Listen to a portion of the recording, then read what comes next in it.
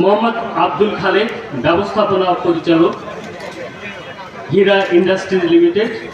মোহাম্মদ আব্দুল খালেক তিনি এখন শ্রদ্ধা নিবেদন করছেন।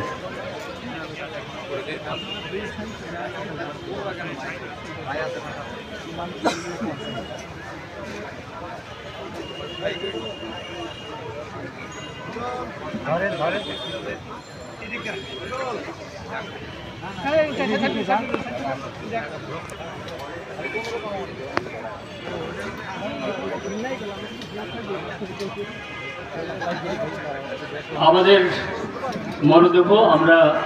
মরদেহ প্রথম বার্ডেম হসপিটাল, যেটা শাহবাগ,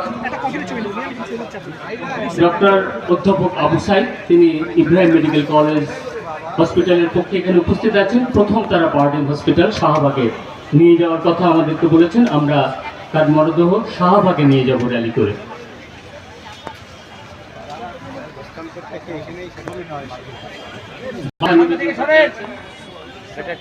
তার নেতৃবৃন্দ, বাংলাদেশ রাষ্ট্র সংস্থা।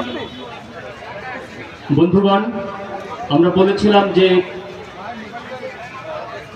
আহমদ রফিকের পরিবারের সদস্য, তার ভাগ্নে ডাক্তার হুমায়ুন কবির মন্টু, যিনি সার্বক্ষণিকভাবে তার দূর থেকে খোঁজখবর দেখাশোনা করতেন, সেই ডক্টর হুমায়ুন কবির মন্টু তিনি এখন কথা বলবেন।